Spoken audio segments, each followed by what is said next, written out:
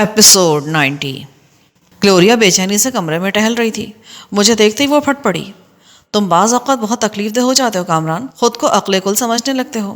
میں سمجھاتی بھی رہی کہ سامنے والی بلڈنگ میں درجنوں آفس ہیں، فائر کرنے والے نے وہیں کہیں سے فائر کیا ہوگا اور چھپ کر وہیں بیٹھ گیا ہوگا، مگر تم تو کبھی کبھی بالکل بچے بن جاتے ہو۔ جو دھن سوار ہو گئی سو ہو گئی، مل گیا فائر کرنے والا۔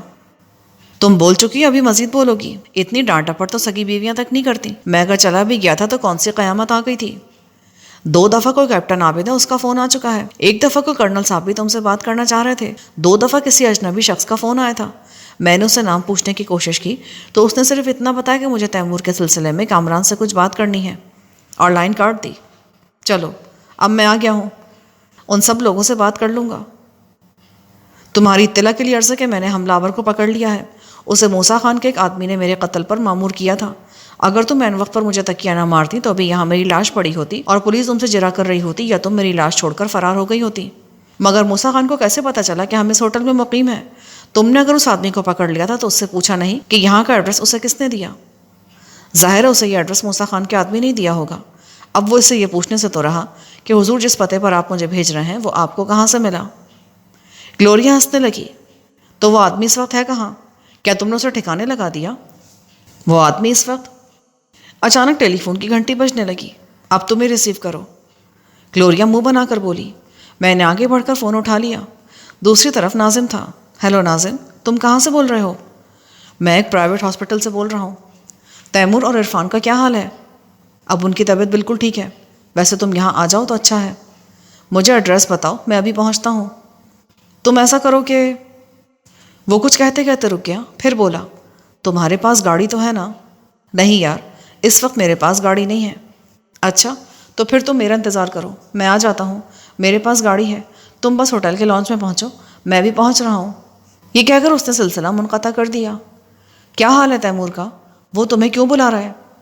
گلوریا نے بےتابی سے پوچھا۔ بھائی تیمور سے ملنے کے لیے، اور کیوں؟ تم بھی جلدی سے تیار ہو جاؤ، میں لانچ میں جا رہا ہوں، وہیں سے کیپٹن عابد کو فون کر لوں گا۔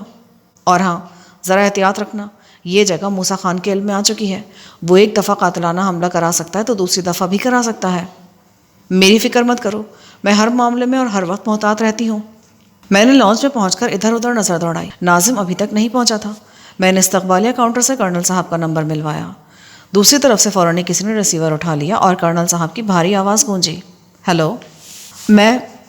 نام بتانے کی ضرورت نہیں ہے، میں نے بھی کچھ دیر پہلے فون کیا تھا تو مجھے تمہاری وائف نے بتایا کہ تم موجود نہیں ہو۔ میں نے تمہارے دوست کا سراغ لگا لیا ہے، وہ خیریت سے ہے، چاہو تو صبح مجھ سے ایڈریس لے کر اس سے مل لینا۔ Thank you very much. آپ یہ بتائیے کہ اب جاوید کی طبیعت کیسی ہے؟ اس کا آپریشن ہوا ہے، ٹیومر تو نکال دیا گیا ہے، مگر اسے ابھی کم سے کم 3 مہینے تک ہاسپٹل میں رہنا ہوگا۔ مگر آپ تو کہہ رہے تھے کہ وہ گھر… میں تمہیں پریشانی سے بچانا چاہتا تھا، ہاسپٹل جا کر تم خواہ پریشان ہوتے۔ اس کے کچھ رشتہ دار ایسے بھی ہیں جو تمہیں پسند نہیں کرتے۔ تم صبح مجھ سے مل لو، اب ساری باتیں فون پر تو نہیں ہو سکتی نا؟ ویسے جاوید ٹھیک تو ہے، کوئی تشویش والی بات تو نہیں؟ اوہ یس، ہی از آل رائٹ، بس زخم ٹھیک ہونے میں وقت لگے گا، ویسے اس کی حالت خطرے سے باہر ہے۔ اوکے، میں صبح آپ کے پاس آتا ہوں، خدا حافظ۔ میں ریسیور رکھ کر پلٹا تو ناظم کو دیکھا، وہ ہوٹل کے لانچ میں ایک صوفے پر بیٹھا میری طرف ہی دیکھ رہا تھا۔ میں اس سے کچھ کہے بغیر ہوٹل سے باہر آ گیا۔ اس دوران گلوریا بھی وہاں پہنچ گئی۔ ناظم میرے پیچھے پیچھے باہر آیا، مگر گلوریا کو دیکھ کر خاموش ہو گیا۔ وہ یہ سمجھ رہا تھا کہ شاید وہ برآمدے میں کھڑی کسی گاڑی یا ٹیکسی کا انتظار کر رہی ہے۔ ہاں ناظم، کیسا ہے تیمور؟ کہاں ہیں وہ لوگ؟ ذرا احتیاط کرو، بعض غیر ملکی ایسے بھی ہوتے ہیں جو اردو اچھی طرح سمجھ لیتے ہیں۔ اس کا اشارہ گلوریا کی طرف تھا۔ ارے یار، یہ تو گلوریا ہے، تم نے اس کا نام تو سنا ہوگا۔ اچھا تو یہ ہے آپ کی وہ مسز؟ ہاں فی الحال تو یہی ہے، میں نے منہ بنا کر کہا، پھر انگلش میں بولا تاکہ گلوریا بھی سمجھ لے۔ تیمور اور عرفان کہاں ہیں؟ میری انگلش بھی گزارے لائق ہے، ناظم نے اٹک اٹک کر کہا، اس لیے مذاق مت اڑانا، وہ دونوں نارتھ ناظم آباد کے ایک پرائیویٹ اسپتال میں ہیں، چلو پھر وہیں چلتے ہیں، میں نے کہا، اور ہم ہوٹل کے پارکنگ لاٹ کی طرف بڑھنے لگے۔ اچانک مجھے خیال آیا کہ یہ ہوٹل موسیٰ خان کی نظروں میں آ چکا ہے۔ اس کا مطلب یہی تھا کہ مائیکل بھی میرے ٹھکانے سے واقف ہو گیا ہوگا۔ ایسے میں پارکنگ لاٹ میں جانا پریشانی مول لینے کے مترادف تھا۔ اس قسم کی وارداتوں کے لیے پارکنگ لاٹ بہت مناسب ہوتے ہیں۔ میں نے اس طرف جانے کا رسک مول نہیں لیا اور ناظم سے کہا، تم گاڑی لے کر آؤ، ہم لوگ یہیں تمہارا انتظار کر رہے ہیں۔ وہ خاموشی سے پارکنگ لاٹ کی طرف بڑھ گیا۔ میں نے سوچ لیا تھا کہ صبح ہوتے ہی یہ ہوٹل چھوڑ دوں گا۔ میری سمجھ میں نہیں آ رہا تھا کہ موسیٰ خان کو ہمارے اس ٹھکانے کا علم کیسے ہوا۔ یہاں کا پتہ صرف کرنل صاحب کو تھا یا کیپٹن عابد کو، تو کیا ان لوگوں میں سے کوئی ہمیں ڈبل کراس کر رہا ہے؟ اچانک مجھے خیال آیا کہ ناظم کو یہاں کا فون نمبر کس نے دیا ہے۔ اچانک گلوریا نے میرا کندھا جھنجھوڑا اور بولی، کہاں گم ہو؟ وہ بیچارہ کب سے گاڑی لیے ہمارا انتظار کر رہا ہے۔ اس نے یہ کہہ کر مجھے گاڑی کی طرف دھکیل دیا۔ میں نے پہلے پیسنجر سیٹ پر بیٹھنے کا ارادہ کیا، پھر پچھلی سیٹ کا دروازہ کھول کر گاڑی میں بیٹھ گیا۔ گلوریا پہلی دوسری طرف کا دروازہ کھول کر پچھلی سیٹ پر بیٹھ چکی تھی۔ یار ناظم، مائنڈ مت کرنا، میں پچھلی سیٹ پر اس لیے بیٹھا ہوں کہ مجھے خطرہ محسوس ہو رہا ہے، کوئی ہمارا پیچھا نہ کرے۔ یہ ٹھکانہ بھی دشمنوں کی نظروں میں آ چکا ہے۔ میں پیچھے بیٹھ کر زیادہ بہتر طریقے سے ارد گرد کا جائزہ لے سکوں گا۔ کبھی تم یہ نہ سوچو کہ ان لوگوں نے تو مجھے ڈرائیور ہی بنا دیا۔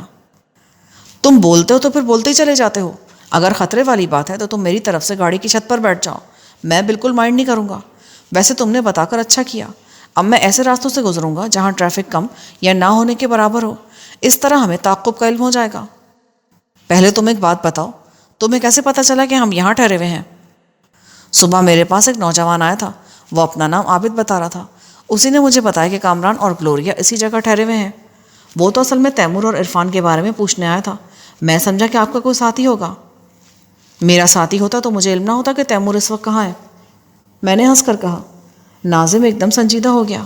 اگر ایسی بات ہے تو پھر وہ لوگ بھی خطرے میں ہیں، میں کوشش کروں گا کہ آج ہی کہیں اور شفٹ ہو جاؤں۔ میں نے اس کی بات کا جواب نہ دیا بلکہ ارد گرد کا جائزہ لیتا رہا۔ ایسا کرو ناظم، گاڑی کو شارع فیصل پر لے کر کارساز سے اندر گھوم جاؤ۔ اس نے کوئی جواب دیے بغیر ایک موڑ کے بعد گاڑی کا رخ شارع فیصل کی طرف کر دیا۔ اس کے ساتھ ہی مجھے ایک ٹویوٹا کراؤن بھی اسی طرف مڑتی نظر آئی۔ اس کے پیچھے 2 گاڑیاں اور بھی تھیں۔ اب ہم نرسری سے گزر رہے تھے، وہاں سے ایک راستہ محمود آباد کی طرف نکلتا تھا۔ میں نے اچانک ناظم سے کہا، گاڑی کو محمود آباد کی طرف موڑ لو۔ گاڑی خاصی سپیڈ میں تھی۔ ناظم نے فل بریک لگائے اور درمیانی کٹ سے گاڑی انتہائی مہارت کے ساتھ محمود آباد کی طرف موڑ لی۔ میں نے گھوم کر دیکھا، ٹویوٹا کراؤن بھی اسی کٹ سے محمود آباد جانے والی سڑک کی طرف مڑ رہی تھی۔ آگے جا کر کسی پان کی دکان سے کوئی فرضی پتہ معلوم کرنا اور گاڑی کا رخ واپس موڑ لینا۔ وہ پان کی دکان پر رکا تو ٹویوٹا کراؤن ہم سے کچھ فاصلے پر رک گئی۔ میں نے دیکھا اس میں ڈرائیور سمیت 3 آدمی موجود تھے۔ ہولیوں سے تینوں اس قابل نہیں لگ رہے تھے کہ ٹویوٹا کراؤن جیسی مہنگی اور بڑی گاڑی افورڈ کر سکتے۔ ناظم فرضی پتہ پوچھ کر واپس آیا تو میں نے اسے گاڑی واپس لینے کا اشارہ کیا۔ ہماری گاڑی کے ساتھ ہی ٹویوٹا کراؤن بھی حرکت میں آ گئی۔ پھر یو ٹرن لے کر وہ ایک مرتبہ پھر ہمارے تعاقب میں لگ گئی۔ گاڑی کو اسٹیڈیم روڈ سے راشد منہاس روڈ کی طرف نکال لو۔ میں نے ناظم کو ہدایت کی، ایک گاڑی ہمارے پیچھے لگی ہوئی ہے، میں پہلے ان لوگوں سے نمٹنا چاہتا ہوں۔ انہیں ڈاش دے کر نکلو، گلوریا بولی۔ انہیں ٹھکانے لگانے سے کوئی فائدہ نہیں ہوگا، یوں بھی ہمیں ہوٹل چھوڑنا ہے۔ فی الحال تو ہم یہ چاہتے ہیں کہ انہیں تیمور اور عرفان کے ٹھکانے کا علم نہ ہو۔ بات معقول تھی، اس لیے میں نے ناظم سے کہا، یار کسی طرح اس گاڑی سے چھٹکارا حاصل کرو، یہ تو کوئی مسئلہ ہی نہیں ہے۔ وہ دوبارہ شارع فیصل پر گھومتے ہوئے بولا۔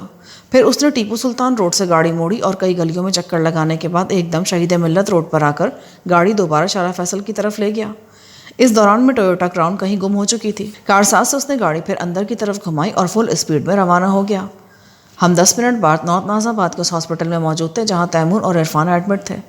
مجھے دیکھ کر تیمور کی آنکھوں میں آنسو آ گئے۔ عرفان بھی بہت جذباتی ہو رہا تھا، ان دونوں کے چہروں پر زردی کھنڈی ہوئی تھی۔ شاید بروقت طبی امداد نہ ملنے کی وجہ سے ان کا بہت زیادہ خون ضائع ہو گیا تھا۔ ناظم ہمیں وہاں چھوڑ کر ڈاکٹر سے ملنے چلا گیا تھا۔ تھوڑی دیر بعد وہ ڈاکٹر کے ساتھ واپس آ گیا۔ مجھے ریلیز کرنے پر کوئی اعتراض نہیں ہے، مگر ان دونوں کو ابھی مزید بلڈ کی ضرورت ہے، ڈاکٹر بولا۔ بلڈ کا بندوبست ہم کر لیں گے، آپ تو جانتے ہیں کہ میں یہاں کن حالات میں انہیں لے کر آیا تھا۔ دشمنوں کو ہمارے اس ٹھکانے کا بھی علم ہو گیا ہے۔ میں نہیں چاہتا کہ آپ کا ہاسپٹل بدنام ہو، اس لیے فوری طور پر میں ان لوگوں کو یہاں سے لے جانا چاہتا ہوں۔ آپ انہیں جہاں بھی لے جائیں، مگر ایک پینٹ بلڈ ضرور لگوائیں، میں ابھی اس کا بندوبست کر دوں گا۔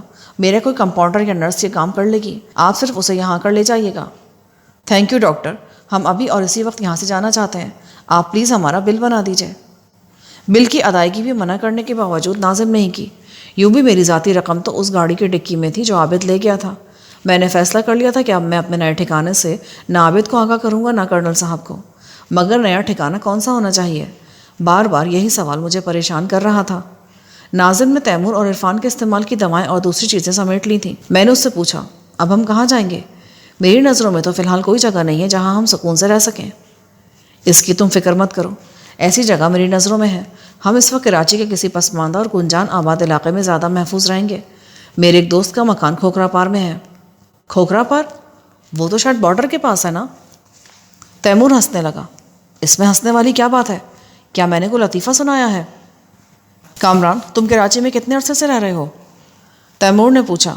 ارے اس میں کراچی کا کیا سوال، تم بھی جانتے ہو کہ میرا بچپن، لڑکپن، جوانی سب کراچی میں ہی گزری ہے۔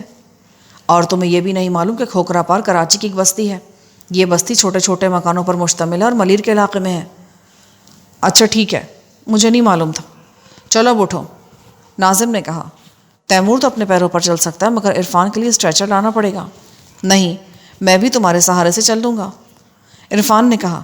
اس کی کوئی ضرورت نہیں ہے، ابھی تمہارے زخم پوری طرح خشک بھی نہیں ہوئے عرفان، پاؤں پر زور پڑے گا تو زخم دوبارہ کھل جائیں گے، اسٹریچر مناسب رہے گا۔ میری بات پر عرفان خاموش ہو گیا۔ ناظم اسٹریچر لینے چلا گیا۔ گلوریا وہاں موجود الماریوں کا جائزہ لے رہی تھی کہ کہیں کوئی چیز تو نہیں رہ گئی۔ ناظم وارڈ بوائز کے ساتھ اسٹریچر لے آیا۔ ان لوگوں نے بہت احتیاط سے عرفان کو گاڑی میں شفٹ کیا۔ تیمور کا ہاتھ زخمی تھا، اسی لیے وہ خود ہی گاڑی میں جا بیٹھا۔ ابھی ہم لوگ گاڑی میں سوار ہونے ہی والے تھے کہ عابد وہاں پہنچ گیا۔ اسے دیکھ کر میرا ماتھا ٹھنکا۔ تم اس وقت؟ ہاں، میں یہاں سے گزر رہا تھا، سوچا کہ تیمور کی خیر خیریت دریافت کرتا چلوں۔ تیمور اب بالکل ٹھیک ہے اور آج ڈاکٹر صاحب نے ان لوگوں کو یہاں سے ریلیز کر دیا ہے۔ عرفان اب اپنے گھر جا رہا ہے، تیمور بھی فی الحال اسی کے ساتھ رہے گا۔ پھر مجھے یاد آیا کہ میری گاڑی اس کے پاس تھی، وہ گاڑی اس وقت بھی اس کے استعمال میں تھی۔ میں نے اس سے کہا، میری گاڑی تمہارے پاس ہے، مجھے آنے جانے میں بہت پرابلم ہوتی ہے، اگر مائنڈ نہ کرو تو۔ اوفو، وہ جلدی سے بولا، میں تو خود گاڑی آپ کے حوالے کرنا چاہتا تھا مگر موقع ہی نہیں مل رہا تھا۔ وہ اصل میں ڈکی میں میرا ایک سوٹ کیس بھی تھا، اس میں میری کچھ ضروری چیزیں ہیں۔ آپ کا سوٹ کیس اگر ڈکی میں ہے تو وہیں ہوگا، مجھے تو ڈکی کھولنے کی ضرورت محسوس نہیں ہوئی۔ گلوریا، میں نے اسے مخاطب کیا، تمہیں یاد ہے نا کہ وہ سوٹ کیس گاڑی کی ڈکی میں ہی تھا؟ ہاں، مجھے اچھی طرح یاد ہے۔ اس نے عابد سے چابی لی اور ڈکی کھول کر دیکھی، سوٹ کیس اس میں واقعی موجود تھا۔ میں ایسا کرتا ہوں کہ تمہیں ڈراپ کر دیتا ہوں، میں نے عابد سے کہا۔ اس زحمت کی ضرورت نہیں ہے، میں تو ویسے بھی میلوں پیدل چلنے کا عادی ہوں، مجھے مین روڈ سے ٹیکسی مل جائے گی اور مین روڈ یہاں سے چند 100 فٹ کے فاصلے پر ہے۔ ہاں، اب جاوید کیسا ہے؟ میں تو اسے ملنا چاہتا تھا مگر کرنل صاحب نے منع کر دیا۔ جاوید کی حالت اب خاصی بہتر ہے۔ اچھا ٹھیک ہے، میں کل کرنل صاحب کے آفس آؤں گا، وہاں ملاقات ہوگی۔ Okay, wish you good luck, Abid نے کہا اور مین روڈ کی طرف بڑھ گیا۔ اس کے جانے کے بعد میں نے اپنا سوٹ کیس کھول کر دیکھا، وہ نوٹوں سے بھرا ہوا تھا۔ میں نے ناظم سے کہا، تم آگے آگے چلو، میں اور گلوریا گاڑی میں تمہارے پیچھے آ رہے ہیں۔ آدھے گھنٹے بعد ہم اس آبادی میں پہنچ گئے جسے ناظم کھوکھرا پار کہہ رہا تھا۔ ناظم کے کہنے پر ہم نے دونوں گاڑیاں مین روڈ کے کنارے ہی روک دیں اور ناظم پہلے تنہائی اپنے دوست کے مکان تک گیا، پھر اس کے ہمراہ واپس آیا۔ ناظم نے اسے مختصراً بتایا کہ ہم کن حالات کا شکار ہیں۔ وہ غریب آدمی تھا مگر سمجھدار تھا، ہماری بات سن کر بولا، جب تک آپ کا دل چاہے میرے غریب خانے پر رہیں، مگر اس میں صرف 2 ہی کمرے ہیں، ان میں اٹیچ بات نہیں ہے، صحن کچا ہے، گندی گلی سے بو بھی اٹھتی رہتی ہے، مگر یہ ضرور ہے کہ جب تک آپ میرے مہمان رہیں گے کوئی آپ کی طرف آنکھ اٹھا کر بھی نہیں دیکھے گا، محلے کا ہر آدمی آپ کی حفاظت کرے گا۔ وہ گلوریا کو دیکھ کر مزید حیران ہوا۔ میں نے اسے بتایا کہ میری بیوی امریکن ہے اور اردو نہیں سمجھتی، اسی لیے محلے کی عورتوں کو اس سے دور ہی رکھنا۔ محلے کی عورتوں کی تو آپ فکر ہی نہ کریں۔ ناظم، تم نے اب تک ہمارے اس دوست کا نام نہیں بتایا۔ میں نے ناظم سے کہا، اس کا نام افضل ہے، یہ میرے ساتھ پرائمری میں پڑھتا تھا، پھر ہم کورنگ کی شفٹ ہو گئے اور یہ لوگ اس آبادی میں آ گئے۔ میں نے BA کیا ہے مگر ابھی تک معقول ملازمت نہیں ملی، میں ایک مل میں نوکری کرتا ہوں، افضل نے جواب دیا۔ تم فکر مت کرو، میں تمہاری نوکری کا بندوبست بھی کر دوں گا۔ معاف کیجیے گا جناب، میرا یہ مطلب نہیں تھا، مجھے غلط مت سمجھیے گا، نوکری کا تذکرہ تو میں نے یوں ہی کر دیا، کبھی آپ یہ سمجھیں کہ میں آپ کو اپنے مکان میں رکھنے کا معاوضہ طلب کر رہا ہوں۔ کیسی باتیں کرتے ہو افضل، جیسے ناظم میرا دوست ہے تم بھی میرے دوست ہو، اگر تم برے وقت میں ہمارے کام آ سکتے ہو تو ہم تمہارے کام کیوں نہیں آ سکتے؟ یہ بات کی بات ہے، پہلے آپ گاڑیوں سے اپنا سامان تو اتار لیں۔ میں نے اپنا سوٹ کیس چھوڑ کر گاڑیوں سے سارا سامان نکال لیا۔ وہ سوٹ کیس میں نے ناظم کی گاڑی میں شفٹ کر دیا کیونکہ اب میں وہی گاڑی استعمال کرنا چاہتا تھا۔ میں اور گلوریا وہاں سے دوبارہ ہوٹل پہنچے اور صبح کہیں اور شفٹ ہونے کا فیصلہ کر کے سو گئے۔ میں گاڑی سے سوٹ کیس نکال لایا تھا۔ صبح ہونے میں زیادہ دیر نہ تھی، بقیہ رات یوں ہی سوتے جاگتے گزر گئی۔ صبح میں نے فون پر استقبالیہ کلرک سے کہا کہ میں چیک آؤٹ کرنا چاہتا ہوں۔ پھر ہم لوگ وہاں سے کرنل صاحب کے دفتر کی طرف روانہ ہو گئے۔ اس مرتبہ بھی گلوریا میرے ساتھ تھی۔ میں اسی دفتر میں پہنچا جہاں جاوید کے ساتھ گیا تھا۔ گیٹ پر چیکنگ اور رجسٹر کی خانہ پوری میں ہمیں 10 منٹ لگ گئے۔ کرنل صاحب سے انٹرکام پر بات ہو گئی تھی، اسی لیے ہمیں وہاں اندر جانے کی اجازت بھی مل گئی، ورنہ شاید یہ ممکن نہ تھا۔ کرنل صاحب میرے ساتھ گلوریا کو دیکھ کر حیران رہ گئے۔ تو یہ ہے وہ امریکن دوشیزہ جو انڈیا میں بھی تمہارے ساتھ تھی؟ جی ہاں سر، یہی گلوریا ہے. یو آر لکی کامران, تمہیں اتنی خوبصورت بیوی ملی ہے. Thank you sir. میں نے ان کی بات کی تصحیح کرنے کی کوشش نہ کی. یہ بات نہ میرے لیے نئی تھی نہ گلوریا کے لیے. پھر گلوریا اس بات کا برا بھی نہیں مانتی تھی تو مجھے کیا ضرورت تھی تردید کرنے کی. ہاں, تمہارے لیے کام ہے کامران. میں حاضر ہوں, فرمائیے. یہ تو تم اچھی طرح جانتے ہو کہ ہمارے کام انتہائی خفیہ بلکہ ٹاپ سیکرٹ ہوتے ہیں. جانتا ہوں سر. سندھ کا ایک لیڈر ہے, اسے تھوڑا سا سبق سکھانا ہے. سندھ کا لیڈر؟ ہاں, وہ انڈیا کی خفیہ ایجنسی را کے ساتھ مل کر ساز باز کر رہا ہے. تو اسے گرفتار کر کے اس پر مقدمہ کیوں نہیں چلایا جاتا؟ اور بھلا میں اسے کیا سبق سکھاؤں گا؟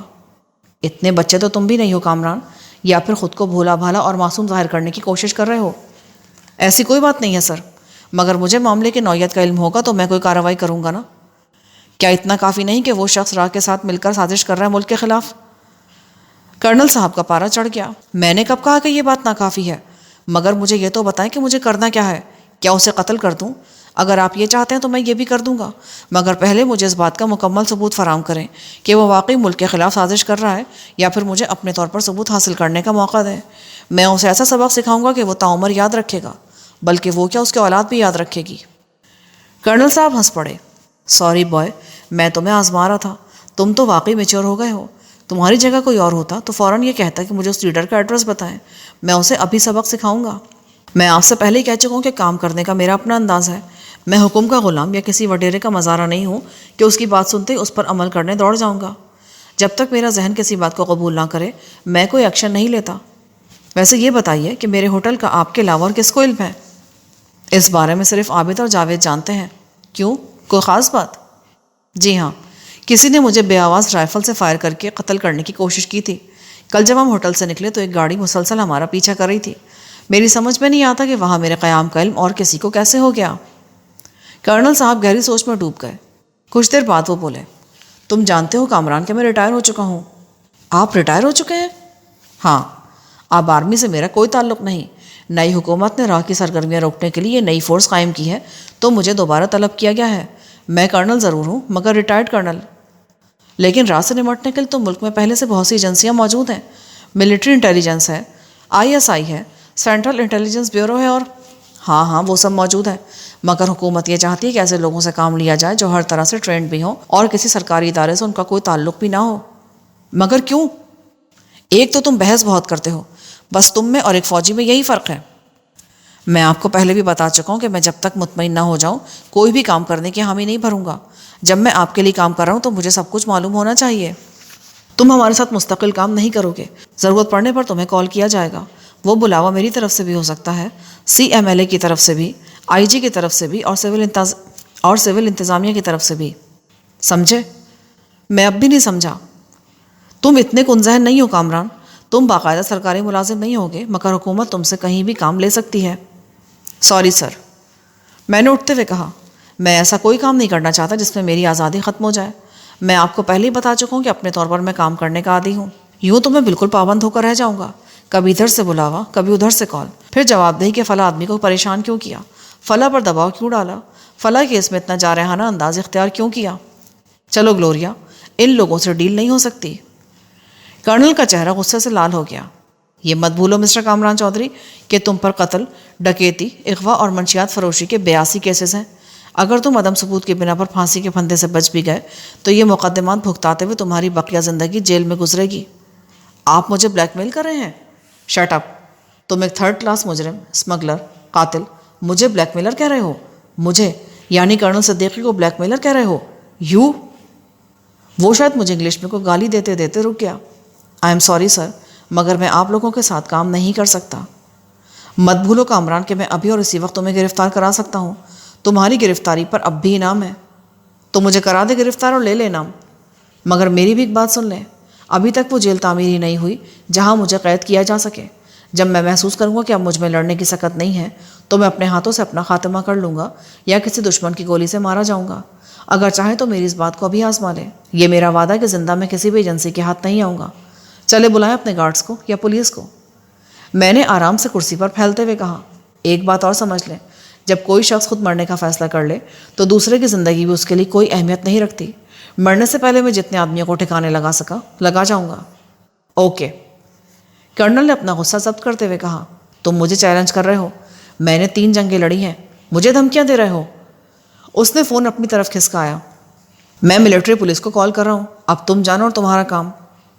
وہ ریسیور اٹھا کر کوئی نمبر ڈائل کرنے لگا۔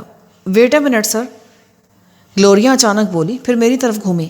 پاگل مت بنو کامران، جب تمہیں ایک موقع مل رہا ہے باعزت زندگی گزارنے کا تو تم اسے ضائع کیوں کر رہے ہو؟ یہ کہتے ہوئے اس نے مجھے آنکھ ماری۔ اس کا مطلب یہ تھا کہ فوری طور پر یہاں سے تو جان چھڑاؤ۔ کرنل نے ریسیور رکھ دیا تھا اور بہت غور سے میرے چہرے کا جائزہ لے رہا تھا۔ پھر وہ نرم لہجے میں بولا، میں تمہیں یقین دلاتا ہوں کہ تمہارا تعلق صرف مجھ سے ہوگا، سارے احکامات تمہیں میرے ذریعے ملیں گے۔ یہ بات تو اب بتا رہے ہیں مجھے۔ میں بھی مصلحت کے تحت نرم پڑ گیا۔ یہی تو میں چاہتا ہوں کہ ہر ایرا غیرہ مجھ پر حکم نہ چلائے۔ ویسے تم ہو بہت ضدی، کرنل مسکرا کر بولا، اس کے ساتھ بے جگر بھی ہو۔ پھر اس نے بیل بجا کر ارتلی کو طلب کیا اور کولڈ ڈرنکس لانے کا کہا۔ ابھی تک یہ بات میری سمجھ میں نہیں آئی کہ ہوٹل میں میری موجودگی کی اطلاع کسی تیسرے آدمی کو کیسے مل گئی۔ میں تو خود بھی حیران ہوں، کرنل نے کہا، پھر چونک کر بولا، کہیں تم مجھے پر تو شبہ نہیں کر رہے؟ نہیں سر، مجھے تو یہ شبہ ہے کہ آپ کے آفس میں کوئی ایسا شخص موجود ہے جس نے یہ اطلاع میرے دشمنوں تک پہنچائی ہے۔ یہ بھی ممکن ہے کہ آپ کا روم بگڈ ہو، ہماری گفتگو کہیں اور سنی جا رہی ہو۔ اس امکان کو رد نہیں کیا جا سکتا۔ کرنل ایک دم چوکنا نظر آنے لگا۔ میں دیکھتا ہوں کہ وہ ڈیوائس کہاں ہے، میں نے آہستہ سے کہا۔ پھر میں نے کرنل کو خاموش رہنے کا اشارہ کیا اور کہا، یہاں تو کوئی ایسی ڈیوائس نہیں ہے۔